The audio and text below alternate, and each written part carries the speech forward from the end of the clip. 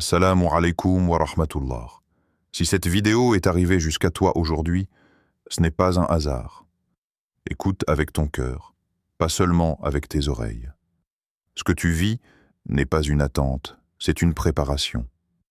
Il y a une douleur silencieuse que beaucoup portent sans jamais lui donner de nom. Elle ne crie pas, elle ne se voit pas, elle ne se raconte pas facilement. C'est la douleur de l'attente. Tu continues de vivre. Tu te lèves chaque matin, tu avances, tu travailles, tu souris parfois. Mais à l'intérieur, quelque chose reste suspendu. Tu vois les autres se marier, tu entends les annonces, tu regardes les photos, les sourires, les promesses. Et toi, tu marches encore seul, pas forcément malheureux, mais incomplet. Avec cette impression étrange que ton cœur attend quelque chose que le temps n'arrive pas à apporter. Et un jour, dans le silence d'une nuit, ou dans la solitude d'un sujoud, une question monte doucement. Pourquoi moi, Allah? Pourquoi ce vide persistant? Pourquoi cette sensation de décalage? Pourquoi cette attente qui semble ne jamais finir? Mais ce que tu appelles attente, Allah l'appelle préparation. Ce que tu appelles solitude, Allah l'appelle construction intérieure. Ce que tu appelles retard, Allah l'appelle miséricorde cachée. Allah dit, « Il se peut que vous détestiez une chose alors qu'elle est un bien pour vous. » Cette parole n'est pas seulement une réponse, c'est une clé. Parce que ton regard est limité à l'instant présent. Tu vois aujourd'hui. Tu ressens maintenant. Tu juges avec ce que ton cœur supporte à cet instant précis. Mais Allah voit ce que tu deviendras. Il voit ce que tu ne pourrais pas supporter si cela arrivait trop tôt. Il voit ce que ton cœur ferait d'un amour donné sans préparation. Tu ne vois qu'un fragment de ta vie. Allah voit l'histoire entière, du premier battement de ton cœur jusqu'à ton dernier souffle. Avant de te faire rencontrer la personne écrite pour ton cœur, Allah s'arrête longuement sur ton cœur lui-même. Parce qu'un cœur blessé attire inconsciemment des relations blessées. Un cœur qui saigne cherche quelqu'un pour arrêter la douleur. Un cœur vide cherche un être humain pour combler ce que seul Allah peut remplir. Et beaucoup confondent amour et guérison. Ils pensent qu'une personne va réparer ce qu'il refuse de confier à Allah. Mais l'amour n'est pas un pansement, c'est une responsabilité. Un cœur qui n'a pas appris à se tenir debout seul s'accroche trop fort. Un cœur qui n'a pas appris à faire confiance à Allah a peur de perdre. Un cœur qui n'a pas été apaisé par la foi transforme l'amour en dépendance. C'est pour cela qu'Allah retarde parfois, pas pour punir, pas pour frustrer, mais pour purifier. Allah dit, « N'est-ce point par l'évocation d'Allah que les cœurs s'apaisent ?» Avant de t'accorder un amour, Allah t'apprend à apaiser ton cœur sans dépendre d'un autre cœur. Il t'apprend à t'asseoir avec ton silence, à comprendre tes manques, à faire face à tes blessures, à guérir ce qui saigne encore en toi. Parce qu'un cœur rempli d'Allah sait aimer sans se perdre. Il sait donner sans s'effacer. Il sait s'attacher sans idolâtrer. Il aime, mais il reste ancré.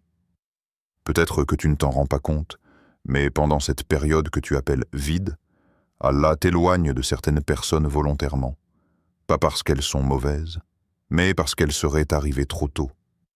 Un amour prématuré peut devenir une épreuve plus lourde que la solitude. Allah dit, Allah est subtil dans ce qu'il veut. Sa subtilité se manifeste souvent dans ce qu'il ne te donne pas immédiatement, dans ce qu'il retire, dans ce qu'il retarde. Et pendant que tu attends, ton cœur apprend. Il apprend la patience, il apprend la confiance, il apprend à ne plus mendier l'amour, il apprend à se tourner vers Allah avant de se tourner vers un être humain. Regarde bien, tu n'es plus la même personne qu'il y a quelques années. Certaines choses ne te touchent plus comme avant. Certaines absences te font moins mal. Certaines illusions sont tombées, ce n'est pas du temps perdu. C'est un cœur qui se fortifie. Et alors, une question se pose. Lentement, profondément. Est-ce que tu demandes à Allah une personne, ou est-ce que tu lui demandes de devenir la personne capable de préserver ce cadeau? Parce que la personne écrite pour ton cœur n'arrivera pas dans un cœur fragile, instable, affamé d'amour. Elle arrivera dans un cœur prêt, un cœur apaisé, un cœur qui sait déjà s'en remettre à Allah avant de s'en remettre à un être humain. Et cette préparation, même si elle fait parfois mal, est peut-être l'un des plus grands signes qu'Allah prend ton avenir au sérieux. L'histoire de la porte fermée. Il y avait un homme qui chaque nuit répétait la même invocation, pas avec de grandes phrases, pas avec des mots compliqués, juste une demande simple, presque fragile. « Oh Allah, accorde, moi, une épouse. » Il la murmurait parfois, il la pleurait d'autres fois, il la disait avec espoir, puis avec fatigue. Les années passaient, et à chaque fois qu'il pensait qu'une porte allait s'ouvrir, elle se fermait. Une rencontre prometteuse, puis le silence, une famille intéressée, puis un refus, une compatibilité apparente, puis une rupture soudaine, porte après porte, encore et encore. Extérieurement, il restait patient, mais intérieurement, quelque chose se crispait. Un soir, seul, son cœur se révolta sans bruit. Pourquoi toutes ces portes fermées, Allah? Pourquoi à chaque fois que j'espère, tout s'écroule? Ce n'était pas une parole prononcée à voix haute. C'était un cri intérieur, celui que beaucoup portent sans jamais l'avouer. Il ne doutait pas d'Allah, mais il ne comprenait plus son silence. Allah dit pourtant, Allah est subtil et bienveillant envers ses serviteurs. Subtil, c'est-à-dire qu'il agit là où tu ne regardes pas. Bienveillant, c'est-à-dire qu'il te protège même quand tu penses être privé. Mais à ce moment-là, l'homme ne voyait que les portes fermées. Il ne voyait pas ce dont Allah l'avait écarté. Les années continuèrent de passer. Son cœur se fatigua. Ses invocations changèrent. Il ne demandait plus seulement une épouse. Il demandait la paix. Il demandait la compréhension. Il demandait à Allah de retirer de son cœur l'amertume. Et c'est là que quelque chose changea. Pas à l'extérieur, à l'intérieur. Puis, un jour, sans annonce spectaculaire, sans signe extraordinaire, une seule porte s'ouvrit. Pas 10, pas plusieurs options. Une seule. Et derrière cette porte, il trouva une femme différente de toutes les autres, pieusement ancrée, douce sans être faible, patiente sans être passive. Une femme dont la présence calmait son cœur au lieu de l'agiter. Avec elle, il n'avait pas besoin de jouer un rôle, pas besoin de prouver, pas besoin de forcer. Tout était simple, clair, paisible. Et alors, une vérité le frappa avec force. Si une seule des anciennes portes s'était ouverte, il n'aurait jamais atteint celle-ci. Toutes ces portes fermées n'étaient pas des échecs. C'étaient des détours nécessaires. Allah n'avait pas dit non. Allah avait dit « pas celle-là ». Parce que certaines portes mènent à des cœurs qui épuisent, à des relations qui vident, à des attachements qui éloignent d'Allah. Et Allah sait exactement ce que ton cœur ne supporterait pas sur la durée. Allah dit « et ton Seigneur crée ce qu'il veut et choisit ». Toi, tu choisis avec l'émotion du moment. Allah choisit avec la science de l'avenir. Il y a des personnes que tu aurais aimées intensément, mais qui t'auraient détruit lentement. Il y a des relations qui auraient nourri ton ego, mais affamé ta foi. Et il y a des portes qui semblent magnifiques à l'entrée, mais sombres une fois à l'intérieur. Quand Allah ferme une porte, ce n'est pas toujours parce qu'elle est mauvaise en apparence. C'est parfois parce que ce qu'il y a derrière ne correspond pas à ce que ton âme est censée devenir. Allah dit « Peut-être aimez-vous une chose alors qu'elle est mauvaise pour vous ». Ce verset n'est pas une théorie. C'est une réalité vécue. Combien de fois as-tu insisté pour quelque chose, avant de remercier Allah plus tard qu'il l'ait retiré? Mais sur le moment, la perte fait mal. La fermeture humilie parfois. Elle blesse l'ego. Elle questionne la confiance. Et pourtant, c'est souvent dans ces moments-là qu'Allah te sauve de toi-même. Parce que ton cœur, quand il aime, a tendance à s'attacher trop fort, à justifier l'injustifiable, à espérer même quand il ne devrait plus. Allah, lui, n'est pas ému par l'illusion. Il protège ton avenir, même contre ton présent. Question sincère. Et si ce que tu as perdu était précisément ce qui t'aurait détruit à long terme? Et si cette porte fermée était la preuve qu'Allah t'aime suffisamment pour ne pas te laisser entrer là où ton cœur se serait brisé sans retour? Parfois, la miséricorde d'Allah ne se reconnaît pas dans ce qu'il donne, mais dans ce qu'il refuse de t'accorder. Allah prépare les deux cœurs en même temps. Voici une vérité que peu de gens réalisent vraiment. Une vérité discrète, presque invisible, mais profondément rassurante. Pendant que tu pleures parfois en silence, pendant que tu poses ton front au sol avec des larmes que personne ne voit, pendant que tu fais semblant d'aller bien devant les autres, quelqu'un d'autre prie aussi pour toi. Pas dans la même ville, pas au même moment, peut-être même pas avec les mêmes mots. Quelqu'un que tu ne connais pas encore. Quelqu'un qui ignore jusqu'à ton existence. Quelqu'un qui, lui aussi, ressent un vide sans pouvoir l'expliquer. Allah travaille sur deux cœurs à la fois. Pendant que tu demandes à Allah de te soulager, Allah travaille sur ton intérieur. Il purifie ton intention. Il enlève peu à peu les attentes irréalistes. Il détache ton cœur de l'idée que le bonheur dépend d'une personne. Il guérit ce que tu n'as jamais osé raconter. Les blessures laissées par les absences, les promesses non tenues, les attachements qui ont fait plus de mal que de bien. Allah dit « Allah veut alléger pour vous, car l'homme a été créé faible. » Cette purification n'est pas agréable. Elle est lente, parfois douloureuse, mais elle est nécessaire. Parce qu'un cœur encombré de blessures ne reconnaît pas un amour saint.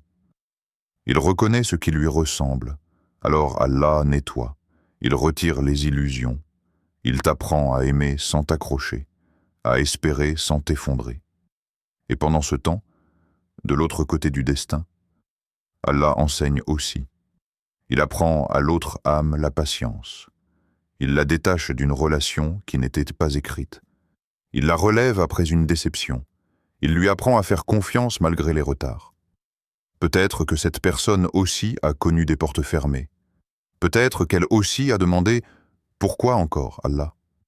Et Allah lui a répondu de la même manière, par le silence, puis par la préparation. Allah dit « Et parmi ces signes, il a créé de vous, pour vous, des épouses afin que vous trouviez auprès d'elles la tranquillité. » Regarde bien ce mot, tranquillité, pas agitation, pas obsession, pas peur constante de perdre. La tranquillité ne naît pas d'une passion incontrôlée. Elle naît d'une compatibilité spirituelle. Et cette compatibilité ne s'improvise pas. Elle se construit longtemps avant la rencontre. Deux cœurs qui n'ont pas appris à faire confiance à Allah se feront peur l'un l'autre. Deux cœurs qui n'ont pas appris à patienter s'épuiseront mutuellement. Alors Allah attend. Il attend que ton cœur sache se calmer seul. Il attend que l'autre cœur apprenne à espérer sans s'accrocher. Il attend que les deux cœurs deviennent capables de se reconnaître sans se posséder. Car reconnaître l'âme qui t'est destinée ne se fait pas avec les yeux, mais avec la paix intérieure. Quand ce moment approche, quelque chose change. Tu ne cherches plus avec la même urgence. Tu n'acceptes plus par peur d'être seul. Tu ne forces plus les choses. Ton cœur devient plus silencieux et plus confiant. Allah dit, celui qui place sa confiance en Allah, il lui suffit. Ce verset prend tout son sens ici. Parce que lorsque tu cesses de courir après les gens, Allah rapproche de toi ce qui t'était déjà destiné. Et pendant que tu fais des invocations que tu crois solitaires, quelqu'un d'autre lève aussi les mains, quelque part, en demandant un amour pur, un compagnon de foi, une âme avec laquelle marcher vers Allah. Réfléchis profondément. Et si la personne que tu attends, attendez que tu deviennes plus proche d'Allah avant de te rencontrer? Et si cette distance actuelle n'était pas un éloignement, mais un alignement silencieux du destin? Parce que quand Allah réunit deux cœurs, ce n'est jamais au hasard. C'est toujours au moment où ils sont enfin prêts à se reconnaître, sans se perdre. Pourquoi Allah retarde parfois l'amour? Il y a des moments dans la vie où le cœur semble trop lourd pour continuer à attendre, où chaque battement rappelle l'absence de ce que l'on désire, où l'on se demande si les prières prononcées dans le silence de la nuit ont été entendues. Mais voici une vérité que peu de cœurs comprennent. Parfois, l'amour arrive trop tôt. Un amour prématuré ne construit pas. Il use, il déchire. Il transforme ce qui aurait dû être une bénédiction en une épreuve, parfois insupportable. Allah ne se précipite pas. Il ne répond pas à l'urgence du désir humain. Il répond à la sagesse de la foi.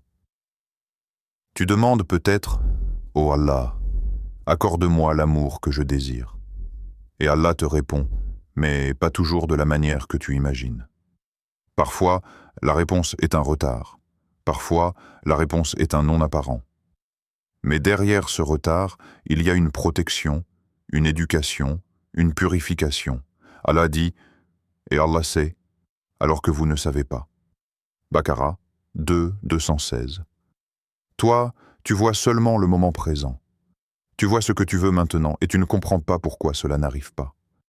Mais Allah voit ton cœur dans le futur. Il sait ce que tu pourrais devenir.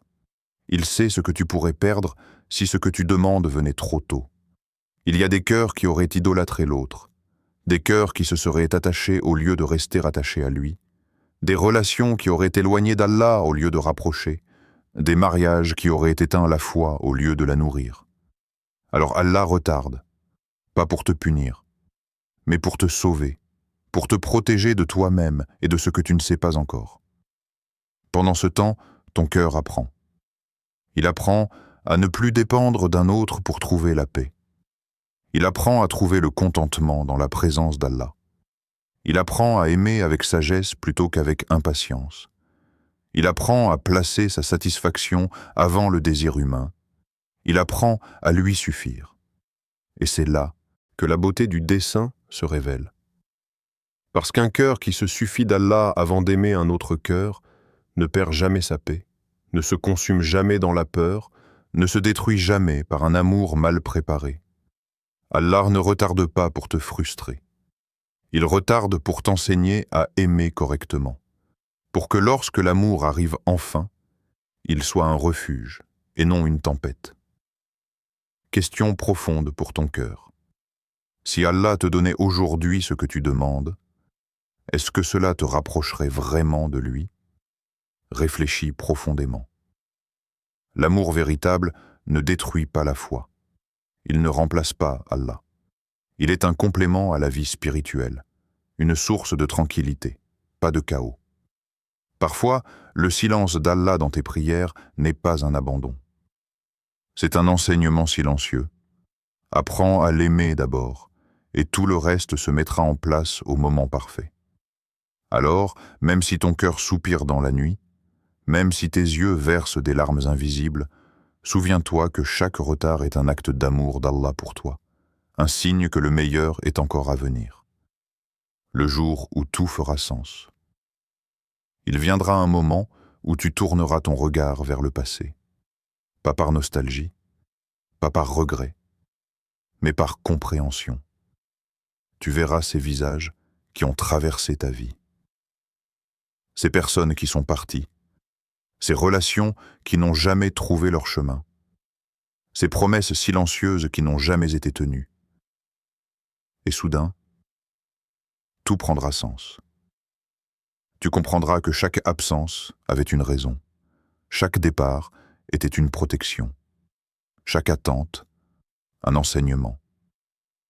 Et dans ce silence, une gratitude naîtra dans ton cœur. Alhamdulillah. Maintenant je comprends. Ce n'est pas seulement un mot, c'est une reconnaissance. Une reconnaissance que ce que tu as vécu n'était pas vain, que tout avait un but que tu ne pouvais pas voir à l'époque. Allah dit, et ton Seigneur ne fait jamais d'injustice. Fussilat 40 et 1,46. Chaque larme versée dans l'attente, chaque prière répétée dans la solitude, chaque douleur que tu pensais inutile, tout avait sa place dans le dessein parfait de ton destin. Et lorsque la personne écrite pour ton cœur arrivera, ce ne sera pas dans le tumulte, ni dans l'incompréhension, ni dans le désordre de l'âme. Elle arrivera dans un moment de clarté, un moment où ton cœur est en paix, où ton esprit est libre de toute peur, où ta foi n'est plus fragile mais stable. Tu verras dans ses yeux une tranquillité qui correspond à la tienne. Tu reconnaîtras dans ses gestes une sincérité qui reflète ta propre patience. Et dans ce moment unique, tu sauras que toutes les épreuves, toutes les blessures, tous les retards valaient la peine, car le chemin que tu as parcouru t'a préparé à recevoir ce bonheur sans te perdre. Il t'a appris à aimer avec sagesse, à aimer sans idolâtrer, à aimer en restant ancré dans ta foi. Et là, au milieu de cette rencontre, tu comprendras que tout était orchestré. Chaque attente, chaque porte fermée, chaque silence, chaque prière ignorée ou différée, tout avait un sens que seul Allah pouvait voir. Il n'y a rien dans ton passé qui soit un hasard, rien dans ton présent qui ne soit un cadeau, et rien dans ton futur que Allah ne maîtrise parfaitement. Invitation au public. Si ces paroles ont touché ton cœur, prends un instant pour écrire en commentaire. Un mot, une phrase, ou une invocation qui reflète ce que tu ressens en ce moment. Partage cette vidéo avec quelqu'un qui attend en silence. Car parfois, une simple phrase, un simple rappel, peut changer une vie. Reste attentif jusqu'au bout de chaque message et de chaque rappel, car Allah répond souvent à travers les instants les plus inattendus.